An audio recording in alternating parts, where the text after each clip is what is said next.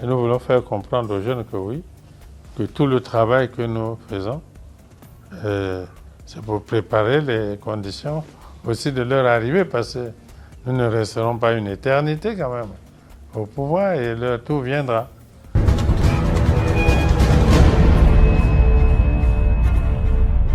Votre programme d'information avec l'UIL, l'Université internationale de Libreville, le fleuron de la formation universitaire en Afrique.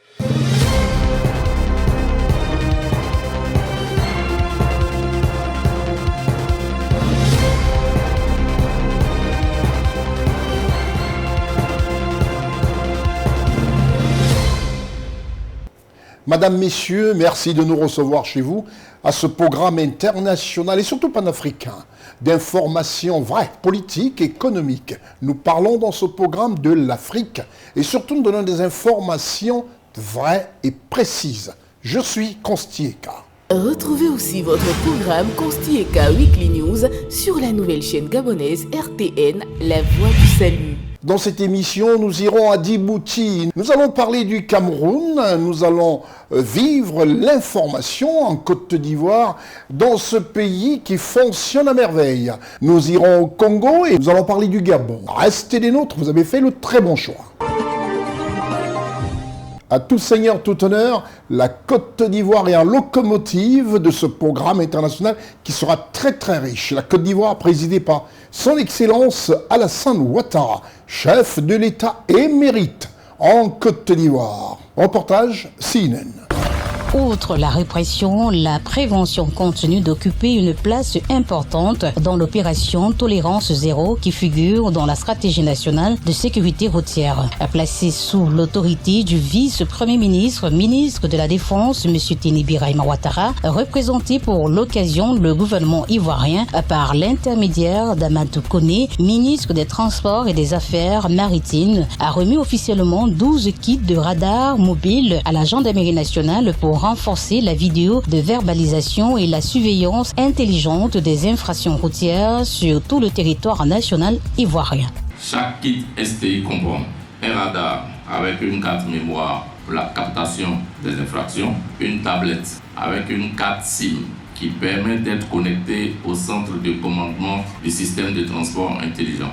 Cette carte SIM permet d'envoyer les données captées à travers un réseau GSM. Chaque équipement a une autonomie d'au moins 72 heures. Ces radars mobiles de haute précision vont renforcer l'efficacité de la maréchaussée ivoirienne dans sa mission contre l'incivisme sur les routes. Un séminaire de réflexion à ce sujet est annoncé. Nos actions porteront essentiellement sur les accidents qui font beaucoup de morts. Nous voulons donc, à vos côtés, et sur instruction du vice-premier ministre de la Défense, lutter avec acharnement contre ces accidents pour les réduire de façon drastique si on ne peut totalement les annihiler. Face à la dangerosité routière grandissante, le ministre des Transports et des Affaires maritimes compte accentuer les actions de lutte contre les accidents de la route. Ces équipements ont été acquis pour la plupart sur le budget du CNS. Nous sommes en train de faire un travail en amont avec des visites inopinées des centres de contrôle technique que nous croiserons donc avec les centres de contrôle technique qui ont donné des attestations à des véhicules qui sont le plus impliqués dans les accidents. Pour rappel, en 2019, la Côte d'Ivoire enregistrait 812 personnes tuées sur ses routes. En 2021, ce nombre atteignait près de 1600 morts, soit une progression de près de 100% en une décennie. Grâce à l'adoption en 2021 de la stratégie nationale de sécurité routière, les premières années ont permis d'enfléchir la courbe. En 2022, le pays est revenu autour de 2 milliers de personnes tuées par les accidents de la circulation. Mais depuis 2024, une reprise préoccupante est observée. Sur les seuls 45 premiers jours de l'année 2026, 519 accidents ont été enregistrés en Côte d'Ivoire, causant 164 décès et 1934 blessés, soit une moyenne de 4 morts par jour.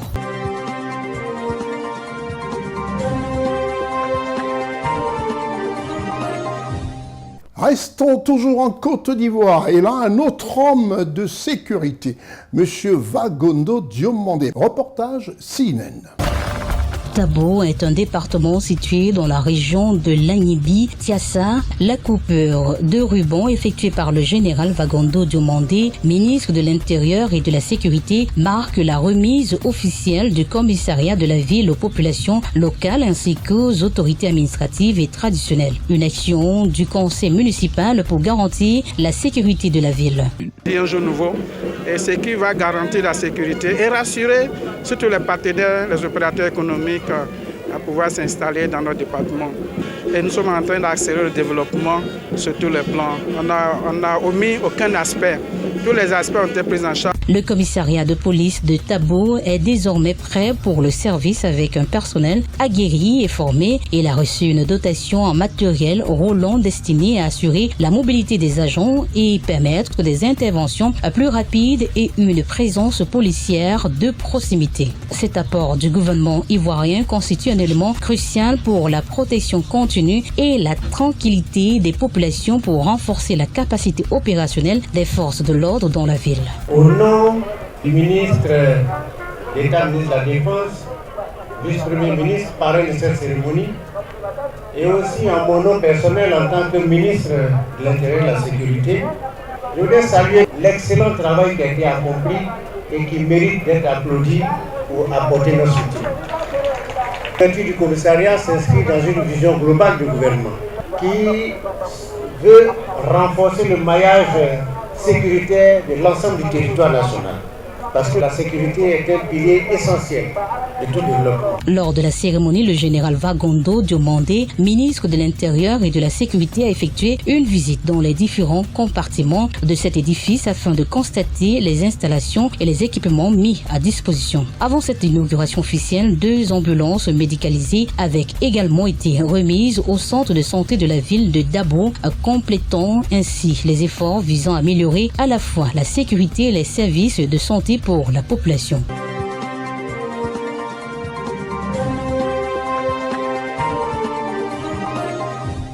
C'est avec cette première information que nous marquons juste une pause pour faire plaisir à nos partenaires officiels. Ma sœur, tu connais Allo CNPS? Non, c'est quoi? Ce sont les nouveaux outils que Sécuris Group, partenaire de la CNPS, met à la disposition de tout le monde. Pardon? Eh oui, tu peux maintenant vérifier tes cotisations de la CNPS sur ton téléphone Android ou sur un simple téléphone. Ah bon? Oui, tu as accès à tous ces services sur WhatsApp avec un agent connecté 24h/24 où tu pourras poser les questions sur ton matricule, tes dossiers d'allocation familiale et autres prestations CNPS. Et c'est payant? C'est 750 francs CFA par mois seulement, soit 9 000 francs CFA par an, c'est donné cadeau. Mince, comment y bénéficier? Tape étoile 101 dièse, peu importe le réseau et suis juste les indications. Enfin, mes cotisations sont à portée de main. Et contactez désormais la CNPS au 83 83. Allô CNPS, vous ne serez jamais seul.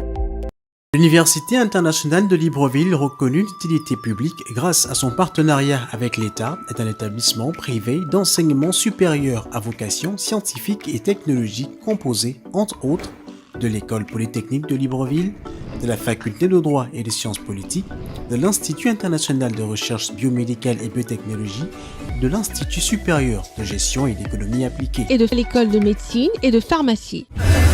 Ouverture de la nouvelle école supérieure des sciences agronomiques en sigle ESSA et ses filières d'agronomie à l'IUL BJ dès la rentrée universitaire 2025-2026. Son ouverture sur le monde du fait de ses partenariats avec les prestigieuses universités et institutions internationales lui permettent de s'arrimer à plusieurs systèmes de formation et de délivrer des diplômes reconnus. DUT, licence, ingénieur, master recherche et professionnel, exécutive MBA, doctorat. Venez vous former à l'exécutive MBA de l'UQAM Canada au métier de l'économie, gestion, du droit et de la science politique, de l'industrie médicale et pharmaceutique. Devenez technicien supérieur ou ingénieur à l'Université internationale de Libreville, le fleuron de la formation universitaire en Afrique.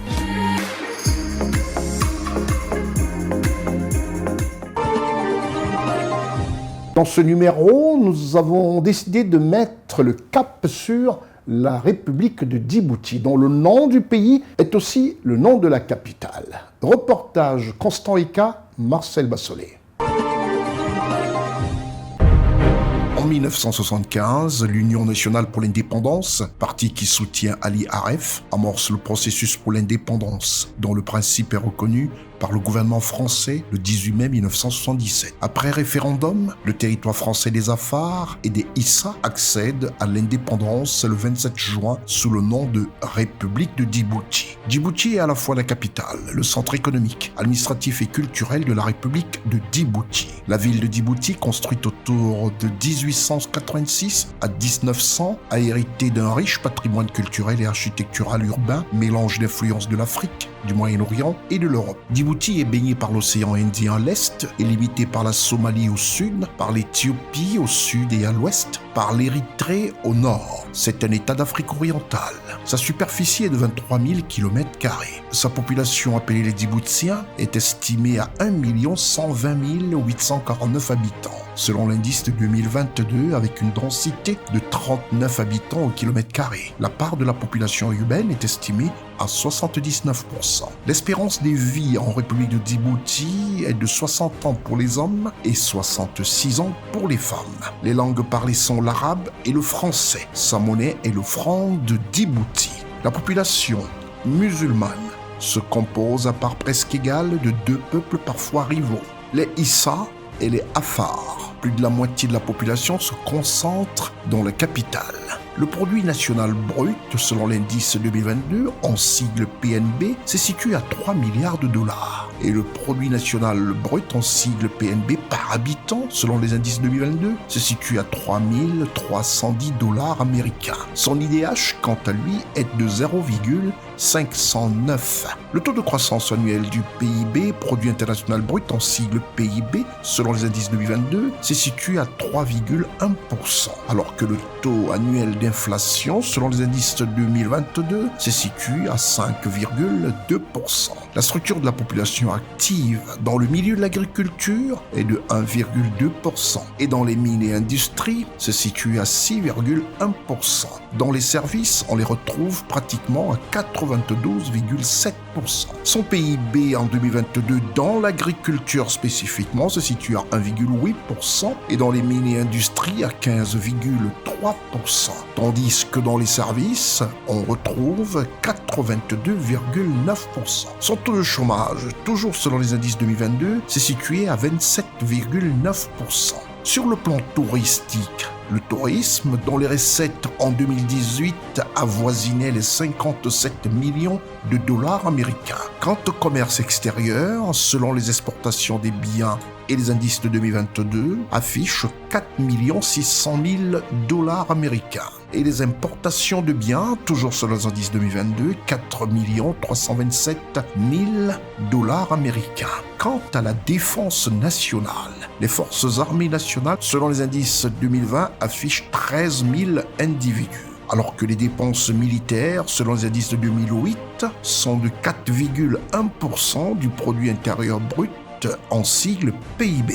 Djibouti ambitionne de devenir un important carrefour commercial grâce à son nouveau complexe portuaire et financier, en collaboration notamment avec Dubaï et en attirant des capitaux étrangers. Son économie est très liée à celle de l'Éthiopie, qui bénéficie, grâce à son port, un débouché sur la mer. Le pays a ainsi signé avec cette dernière et le Soudan du Sud un accord de coopération. Il a lancé d'ambitieux et coûteux travaux d'infrastructure, à savoir des routes, des chemins de fer et oléoducs, avec notamment l'appui financier de la Chine qui dispose depuis 2017 d'une base militaire, tout comme les États-Unis et la France. La croissance économique est soutenue depuis 10 ans, près de 8% en 2019, avant la crise sanitaire et économique due à la pandémie de Covid-19, mais ne profite pas à la population. Et le pays s'est fortement endetté pour financer son développement. La reprise est estimée à 5% en 2023. Le lac Assal, territoire aride, la région offre surtout un intérêt stratégique de par sa situation à l'entrée de la mer Rouge. La population juxtaposant deux ethnies dominantes, à savoir les Afars et les Issa, islamisés,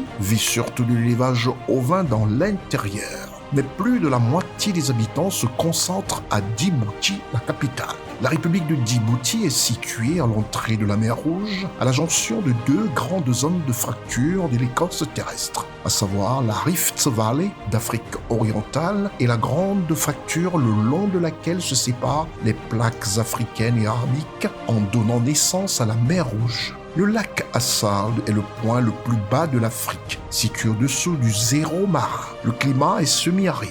Les pluies surviennent à n'importe quel moment de l'année et sont très irrégulières. La végétation clairsemée est constituée d'arbustes aux buissons épineux, des xérophiles qui composent les acacias et les euphorbes. Elle permet tout juste de nourrir les troupeaux, à savoir les chameaux, les bovins, ovins, caprins et les pasteurs nomades. Les conditions naturelles sont donc peu favorables aux productions rurales, dominées par l'élevage, les cultures se limitant à un peu de maraîchage. La sécheresse des années 1980 a accéléré le déclin du nomadisme traditionnel en provoquant un important afflux des pasteurs vers la capitale, renforcé par l'arrivée des réfugiés éthiopiens et somaliens. La capitale Djibouti, par sa position géographique et stratégique, la ville de Djibouti qui regroupe plus de 4/5 de la population, a une économie fondée sur des échanges et sur le développement d'activités de services. C'est avant tout un port, récemment agrandi, avec une population cosmopolite et des activités commerciales omniprésentes, bien que le chemin de fer d'Addis Abeba ne dispose plus du monopole de fait de l'approvisionnement de l'Éthiopie. Djibouti, par nature, est très sensible à la conjoncture régionale. Le pays accueille une base militaire française, dont les effectifs ont été récemment ramenés de 3200 à 2600 soldats. Les transferts financiers correspondants compensent en partie le déficit structurel de la balance commerciale, à savoir que le pays importe la quasi-totalité de ses biens de consommation. Malgré ses liens étroits avec la France, Djibouti ne fait pas partie de la zone franc. Sa monnaie, le franc djiboutien, étant rattachée au dollar américain. La religion musulmane, rite sunnite en particulier, ne suffit pas à assurer l'unité du pays, que menacent régulièrement les antagonismes entre les deux principaux groupes humains, à savoir les Afars, présents principalement dans le nord-ouest, et les Issa, population de Somalie vivant dans le sud, aujourd'hui majoritaire. Après les attentats du 11 septembre 2001 aux États-Unis, Djibouti accueille en 2002 une base américaine. Entre 1500 et 1800 hommes destinés à intervenir contre d'éventuels groupes terroristes dans une région qui s'étend de l'Afrique orientale à la péninsule arabique, ainsi que la plus importante base militaire française à l'étranger. La nature de l'État est une république à régime présidentiel. Et son président de la République, chef de l'État, est son Excellence M. Ismaïl Omar Guelleh.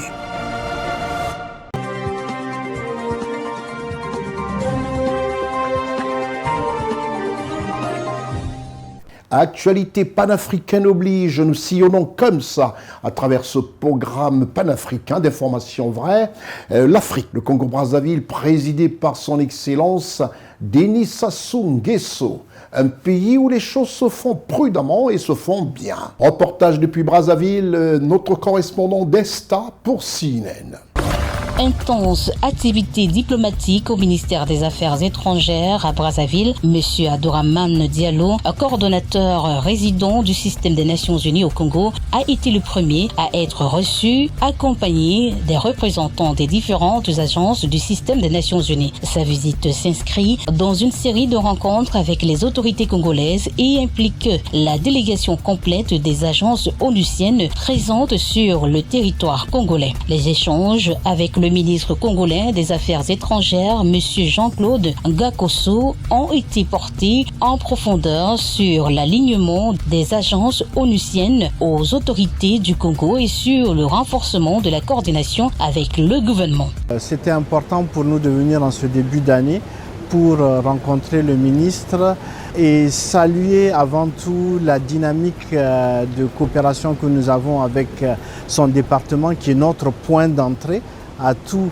les chefs de mission, remercier au travers du ministère des Affaires étrangères le Congo pour la puissance, la fidélité, la consistance de son plaidoyer pour un multilatéralisme périn.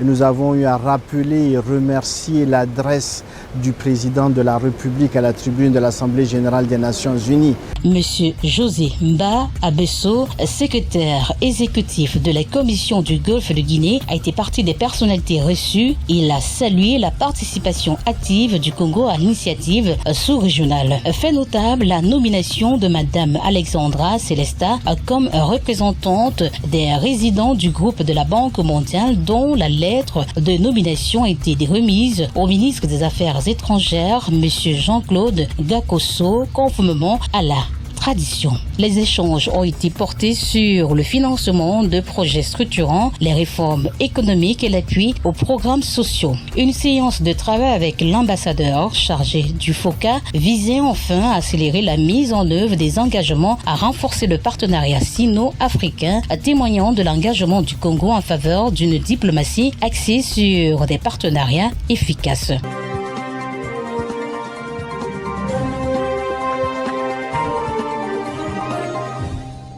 L'information au Congo-Brazzaville occupe une place dans notre programme qui est aussi dense. Il faudrait dire simplement que le président Sassou Nguesso regarde tout ça et regarde comment travaillent les uns et les autres, les membres du gouvernement, certains de son parti politique. Reportage d'Esta pour CNN. À 82 ans, le chef de l'État congolais, son Excellence Denis Sassou Nguesso, aspire à un 5e mandat consécutif à la tête du Congo, un pays qu'il dirige d'une main de fer depuis 1997.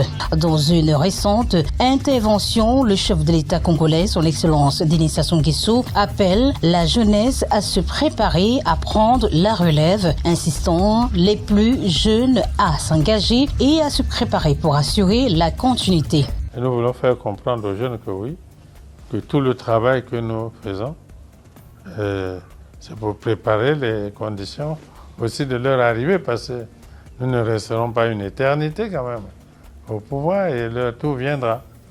Et parce que nous avons été aussi jeunes comme eux. Il faut qu'ils se forment, il faut qu'ils apprennent à travailler dur. Cette élection se déroule dans un climat politique tendu, caractérisé par des divisions et par des mouvements sociaux notables. Plusieurs secteurs publics sont affectés par des grèves. De son côté, son Excellence Denis Sassou Nguesso met en avant les projets et les actions menées sous son mandat pour justifier la candidature et convaincre l'électorat de la pertinence de ce dernier mandat. On ne peut pas dire que les gens sont sous le seuil de pauvreté et que les moyens abondent et qu'ils seraient distraits, non. Ou gaspillés même, non. Et ils ont servi à ramener le pays à son niveau actuel, qu'il n'avait pas du tout lorsque notre pays a accédé à l'indépendance. La situation judiciaire et politique demeure préoccupante pour certains acteurs de l'opposition congolais. 2 anciens candidats à l'élection présidentielle sont toujours détenus, susceptibles de porter atteinte à la sécurité intérieure de l'État. Leurs soutiens et leurs partisans dénoncent une condamnation qu'ils jugent à caractère politique et estiment que ces détentions visent à marginaliser des adversaires. Son Excellence Denis Sassou Nguesso, de son côté, rejette ces accusations. On va un jour les libérer, mais lorsque ils sont présentés comme des opposants qui seraient en prison, je dis que c'est faux. C'est complètement faux. Ce que je dis là, il y a des Congolais qui m'entendent. Ils savent que ça s'est passé comme ça. Ce n'est pas des opposants. Ce sont des jeunes gens, des collaborateurs qui ont voulu tenter une aventure qui n'a pas marché. Le président sortant se retrouvera face à 6 autres candidats lors du scrutin prévu le 15 mars 2026 dans un contexte où l'opposition apparaît divisée et affaiblie. Cette division et ce manque d'unité au sein des forces de l'opposition semblent réduire les chances de l'emporter. Selon les observateurs, en cas de victoire, il s'agira pour le président sortant, son Excellence Denis Sassou Nguesso, d'assurer son dernier mandat conformément à la Constitution congolaise.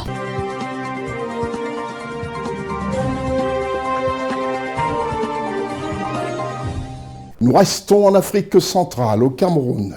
Et au Cameroun, le pays est présidé par son Excellence Paul Biya. Quels sont les atouts du Cameroun? Que rengorge ce pays? Reportage CNN. Le Cameroun, par sa situation géographique, est la porte d'entrée naturelle de l'Afrique centrale et est considéré comme un pays à revenu intermédiaire de la tranche inférieure. Des statistiques gouvernementales mises à jour depuis le 5 juin 2024 montrent que la croissance apparaît peu inclusive. Le taux de pauvreté est passé de 39,9% en 2007 à 37,5% en 2014, soit un taux comparable à celui des pays les moins avancés en sigle PMA. L'économie camerounaise, qui représente plus de 40% du produit intérieur brut de la communauté économique et monétaire de l'Afrique centrale, en sigle CEMAC, est la plus diversifiée de la région.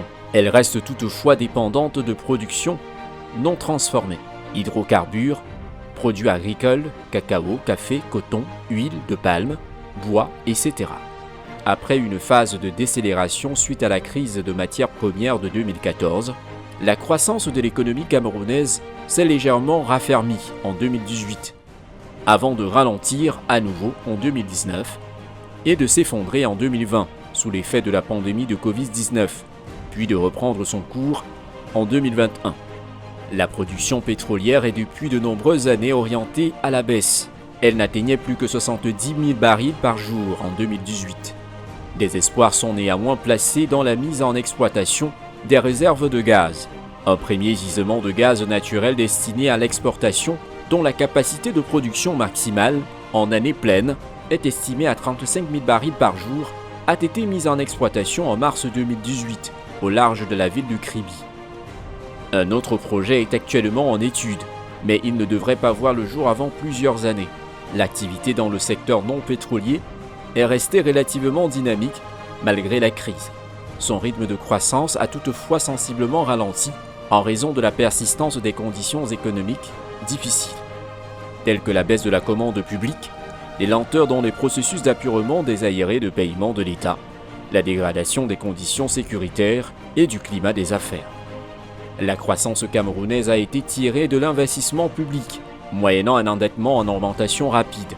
La dette publique représentait 45,8% du produit intérieur brut en 2021, contre 21,5% en 2014.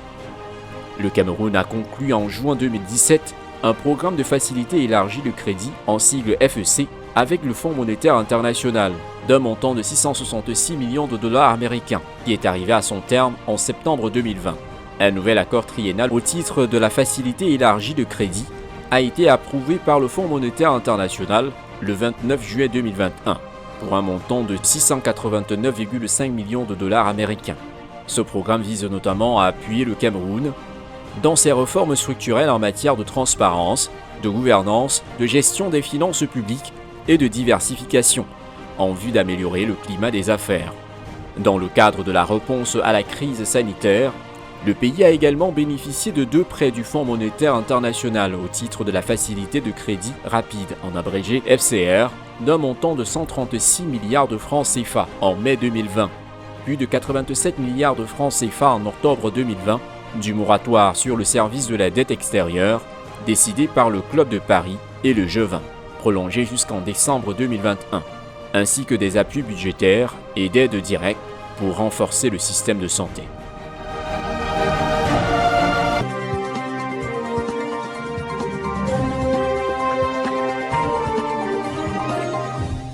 C'est avec cette information que nous offrons encore un clin d'œil à nos partenaires officiels, l'UIL et la CNPS. Ma sœur, tu connais Allo CNPS? Non, c'est quoi? Ce sont les nouveaux outils que Sécuris Group, partenaire de la CNPS, met à la disposition de tout le monde. Pardon? Eh oui, tu peux maintenant vérifier tes cotisations de la CNPS sur ton téléphone Android ou sur un simple téléphone. Ah bon? Oui, tu as accès à tous ces services sur WhatsApp avec un agent connecté 24h/24 où tu pourras poser les questions sur ton matricule, tes dossiers d'allocation familiale et autres prestations CNPS. Et c'est payant? C'est 750 francs CFA par mois seulement, soit 9 9 000 francs CFA par an, c'est donné cadeau. Mince, comment y bénéficier? Tape étoile 101 dièse, peu importe le réseau et suis juste les indications. Enfin, mes cotisations sont à portée de main. Et contactez désormais la CNPS au 83 83. Allô CNPS, vous ne serez jamais seul.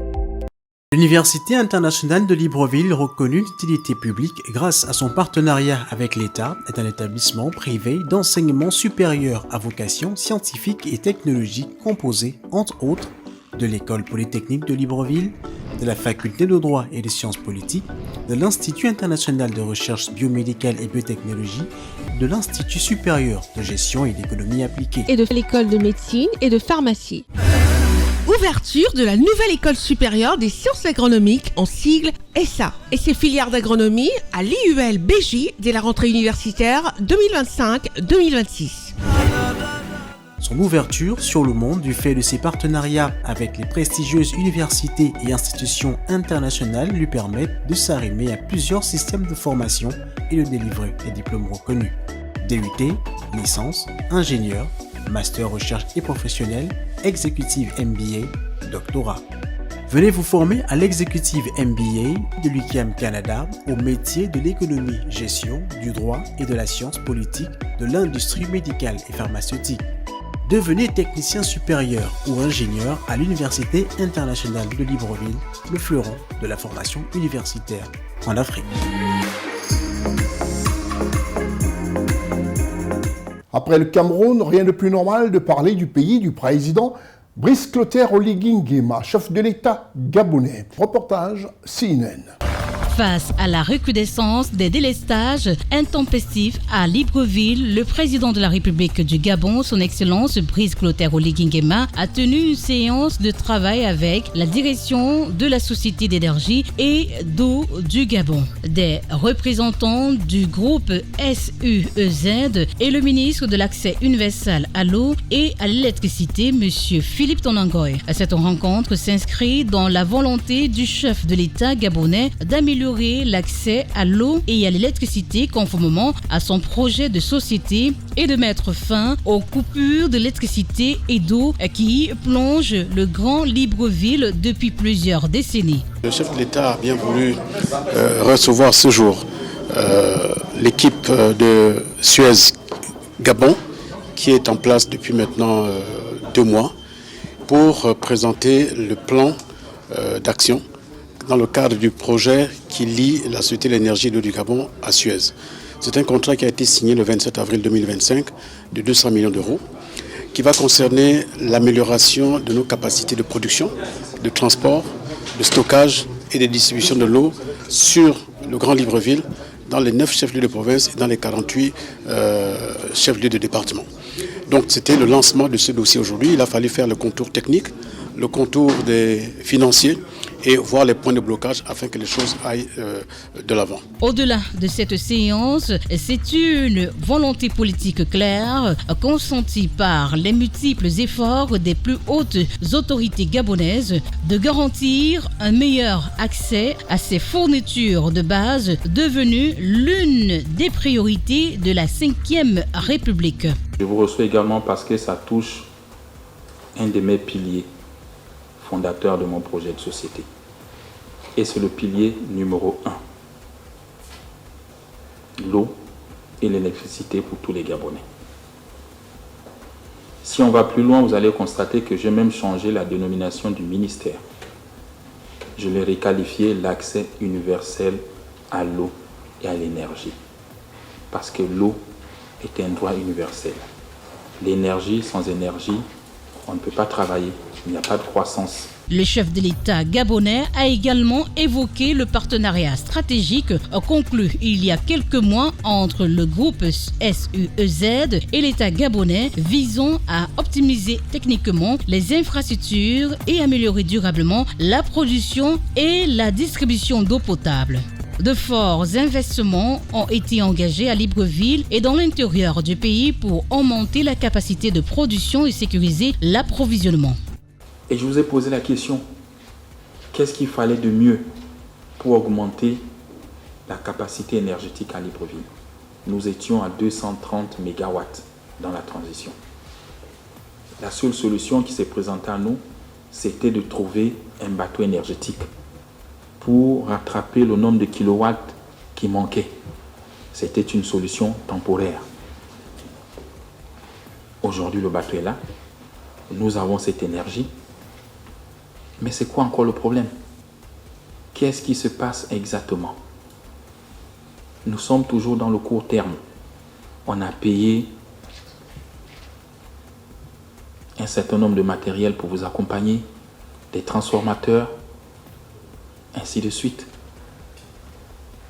Mais l'État ne va pas continuer à vous aider. Son Excellence Brice Clotaire Oligui a dénoncé la mauvaise gestion au sein de la SEEG, notamment les mécanismes opaques, le manque de rigueur et de transparence vis-à-vis de l'État gabonais et des entreprises sous-traitantes qui ont fragilisé la dite société. L'absence de cohérence dans la gestion interne et le manque de communication claire vis-à-vis des populations. Son temps séjour s'est particulièrement durci. On ne peut pas continuer avec les mêmes problèmes.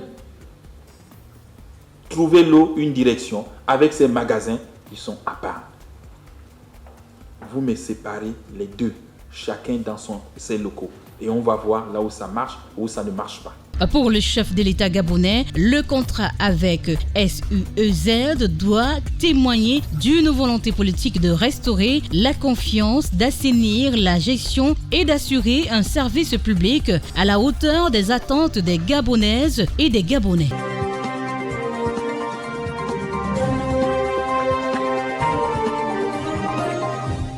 À se demander en Côte d'Ivoire si le gouvernement a le temps de se reposer, si les ministres ont un petit temps pour eux pour essayer de prendre quelques petits moments de vacances. Parce qu'à voir le rythme de travail, on se pose vraiment des questions. On comprend aussi le succès de ce pays. Et quand on sent qu'à la tête, il y a un homme aguerri à la chose politique, un homme aguerri à la chose économique, un homme aguerri à apporter le meilleur pour ses compatriotes, son Excellence le Président Ouattara. On comprend pourquoi c'est un des rares pays africains d'ailleurs où les conseils de ministres sont récurrents, et là de manière pratiquement bimensuelle. L'équipe de CNN Côte d'Ivoire était présente. Reportage Ousmane Koulibaly, Marcel Bassolé.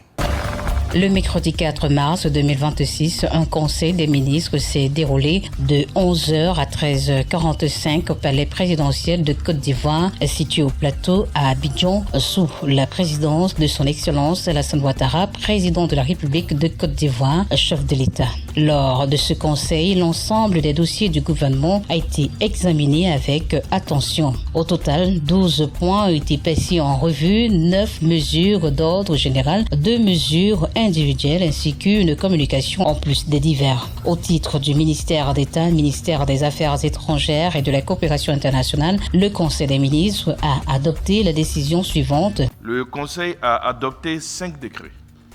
Le premier décret porte ratification de l'accord cadre de vente à tempérament d'un montant de 104 200 000 euros, soit un peu plus de 68 350 millions de francs CFA, conclu le 1er septembre 2025 entre la Banque islamique de développement, la BID, et la République de Côte d'Ivoire pour le financement du projet de développement de la chaîne de valeur du riz, le PDCVR, en Côte d'Ivoire. Le deuxième décret est relatif à la ratification de l'accord cadre de vente à tempérament d'un montant total de 200 millions d'euros, soit un peu plus de 131 milliards de francs CFA, conclu le 9 novembre 2025 entre la Banque islamique de développement et la République de Côte d'Ivoire pour le financement du projet de mobilité urbaine durable et intégrée d'Abidjan, donc en Côte d'Ivoire. Le troisième décret porte sur la ratification de l'accord de prêt d'un montant total de 3 349 858 euros, soit un peu plus de 2 197 millions de francs CFA, conclu le 14 octobre 2025 entre l'Institut de crédit officiel ICO du Royaume d'Espagne et la République de Côte d'Ivoire en vue du financement du projet de renforcement des capacités du Laboratoire national d'appui au développement agricole, le LANADA.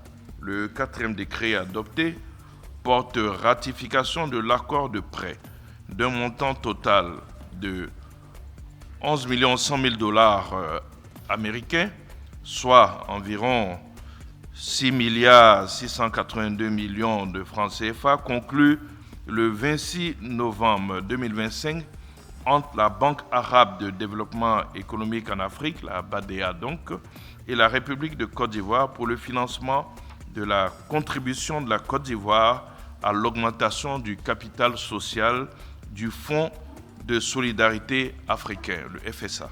Le 5e décret adopté par le Conseil est relatif à la ratification de la Convention régissant la Commission bancaire de l'Union monétaire ouest-africaine, donc UMOA, et son annexe signée le 31 mars 2023 à Dakar. Au titre du ministère des Mines, du Pétrole et de l'Énergie, en liaison avec le ministère de l'Économie, des Finances et du Budget, sans oublier le ministère de l'Environnement et la Transition écologique, le Conseil des ministres a adopté la décision suivante.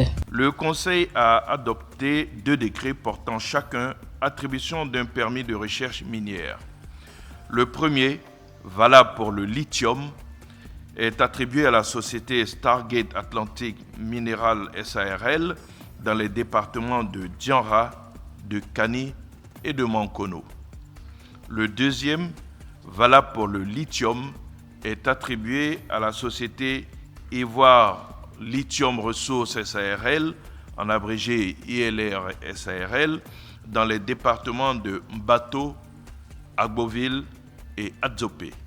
Au titre du ministère portefeuille de l'État et des entreprises publiques, en liaison avec le ministère de l'Économie, des Finances et du Budget, le Conseil des ministres a adopté la décision suivante. Le Conseil a adopté un décret autorisant la cession à la société Optimus Holding de la participation de 15% détenue par l'État dans le capital social de la Société industrielle promotion service West Africa, IPSWA, et la communication y afférente. Sur les mesures individuelles et au titre du Premier ministre, chef du gouvernement, le Conseil des ministres a adopté la décision suivante. Le Conseil, vu la création récente de ministères délégués et le départ à la retraite de certains directeurs des affaires financières, a adopté, sur proposition des ministres techniques concernés, plusieurs décrets portant nomination de directeurs des affaires financières dans les départements ministériels et ministères délégués ci-après. Au titre du ministère d'État, ministère des Affaires étrangères et de la coopération internationale, le Conseil des ministres a adopté la décision suivante. Le Conseil a donné son agrément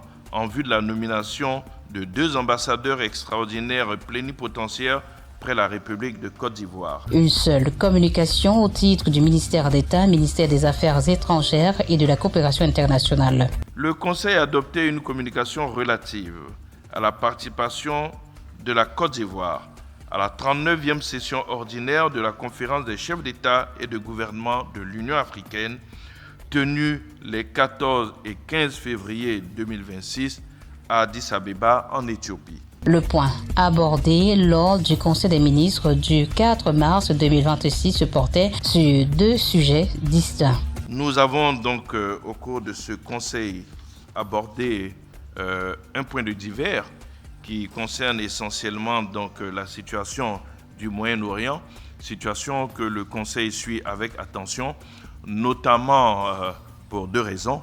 La première donc c'est le fait que nous ayons des ressortissants en Iran, environ 200, et en Israël, environ 300. Et donc, nous suivons attentivement cette attention et nous aviserons donc en fonction de l'évolution de la situation. Le deuxième point concerne l'évolution du coût du pétrole. Donc, en raison de cette crise du pétrole brut, une équipe de veille a été mise sur pied au niveau du ministère du Plan et du Développement, mais également au niveau du ministère donc, des Mines, du Pétrole et de l'Énergie, afin d'aviser, si besoin était, des ajustements nécessaires que cette situation pourrait imposer à notre pays. Le porte-parole du gouvernement, M. Amadou Coulibaly, a répondu aux questions de la presse nationale et internationale. CNN et C-Web Info étaient présents au palais présidentiel de Côte d'Ivoire. Le prochain Conseil des ministres aura lieu le mercredi 18 mars 2026.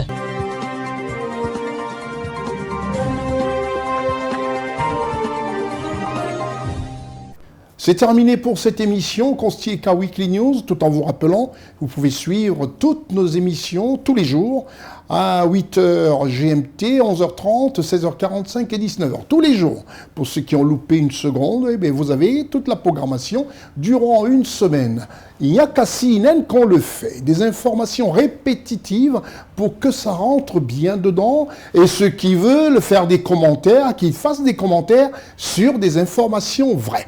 Et vous pouvez suivre tout cela sur vos smartphones, vos iPads, vos ordinateurs, en cliquant simplement sur cnntv.ci.